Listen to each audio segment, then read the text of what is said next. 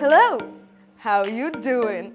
Welcome to Tech Savvytri, the show where we showcase tech reviews, discuss current tech news and what to do's. I'm your host and Tech Savvytri, Samantha Fernandez.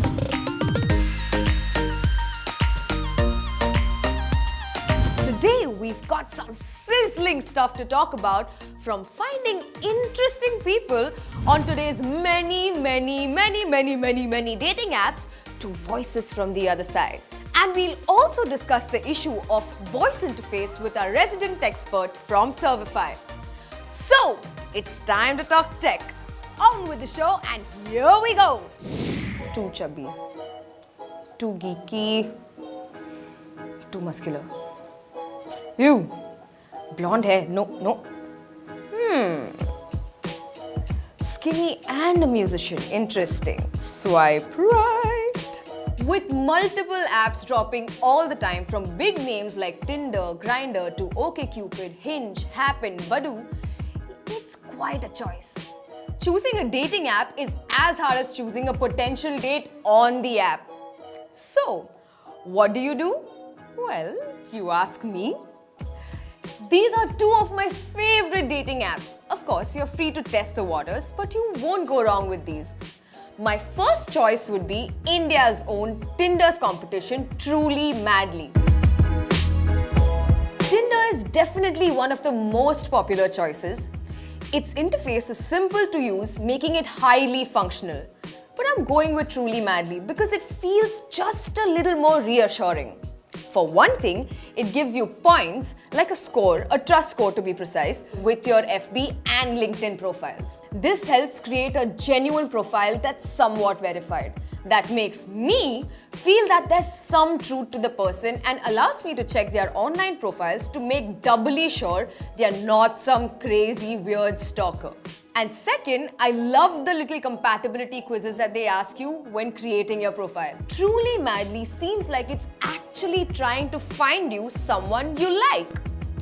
And that's what I like about the app. My second choice is the new kid on the Indian block, Bumble. That, by the way, is created by a co-founder of Tinder, Whitney Wolf. This all-in-one app is a social network in itself that provides quite a bit of functionality. And here's the thing, the men on Bumble are kind of just in the background, allowing us ladies to initiate contact if we think someone's interesting enough and if we are matched to them. And here's the catch, ladies. You have a day, just 24 little hours to start the conversation. If you don't, the next lucky lady is gonna scoop him up. Can't be on Bumble if you're gonna mumble, so speak up quickly. Another plus is the verification process that each person is subjected to via the app itself. I feel safer already. But Bumble is so much more than a dating app. Bumble BFF allows you to look for friends in your area and even make business connections. And that's why it has my vote. Meeting people now is so much more easier and lazier than it's ever been. I love it. And speaking of being lazy, technology that doesn't even require you to look at a screen. The very versatile world of voice assistants. Let's talk about some new developments in this space, like Samsung's Bixby Voice Forever program. Bixby is Samsung's answer to Siri, Alexa, and Cortana. So Bixby's Voice Forever is a revolutionary pilot program. By tying up with an NGO, the Asha Ek Hope Foundation for Motor Neuron Disease, or MND-ALS, Samsung is customizing their virtual assistant with the voice of a little girl's mom who has MND-ALS, a neurological condition which, as it progresses, robs the person of her voice and muscle movement, literally incapacitating them. But with Bixby, Samsung aims to keep the mother's voice alive by creating the first ever personal assistant for the daughter with her mother's voice. So, instead of a melodic but robotic voice like the ones we are used to, this little girl can have her mum speak to her even though she can't really do it in person. Hi, Mama. Hi, Tara. Is it going to rain today? Yes, Tara. Don't forget your umbrella. Thank you, Mama. Love you, Tara. It's absolutely 100% tear-jerkingly beautiful. You can watch the full video here. Just have a hanky or tissues handy, okay? In different circumstances, when a loved one is passing on, they could leave their voice behind. I know it sounds a bit creepy, but you can always switch to a different voice for most things. Do you remember that movie Anand with Amitabh Bachchan and Rajesh Khanna? Well, imagine if it were done today, where Rajesh Khanna's voice could have been transferred to a smart device. How crazy would that be when he calls out one last time, Baba Mushai, from Amitabh ji's phone.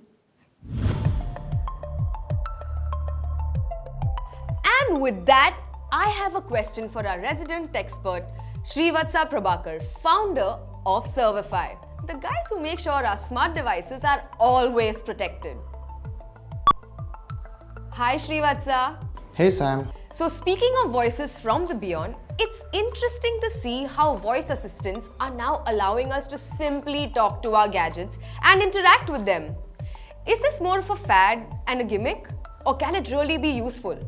Actually, there's nothing to worry about or be afraid of, and it's not really a fad at all. Imagine voice is the actual most natural form of communication, isn't it? It's what we do with each other. So now imagine you're actually doing it with your gadget. So voice is actually a natural extension of that technology today. In fact, at CES earlier this year, I was amazed to see an Alexa-powered refrigerator which actually told you that you're running out of milk. In fact, my belief is voice is the future. It's the primary interface that's going to change the way we interact with our gadgets. So it's nothing dangerous or fad at all. Wow! Thanks, Srivatsa. That's a relief. Well, that's our show for today, people. Tune in again to catch me, your Tech Savvytri, to talk tech and tech tips with our tech experts at Servify. This is Sam, your resident Tech Savvytri, signing off. Siri, can you tell me if I have a date tonight? What's this date business, Samantha? It's time to settle down and get married. Dad? What the heck? I'm just like, looking for options. Like everyone looks for options. You even buy furniture, you look for options.